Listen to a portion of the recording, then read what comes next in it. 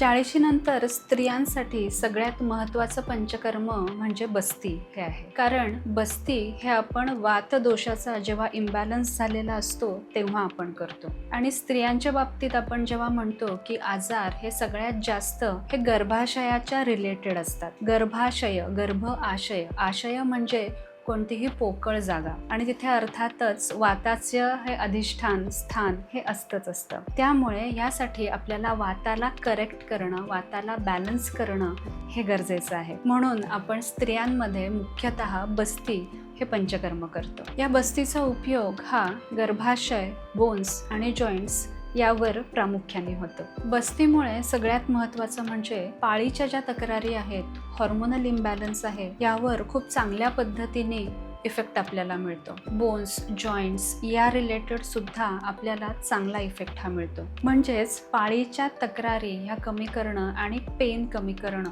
हा बस्तीचा सगळ्यात चांगला उपयोग आहे. बस्ती म्हणजे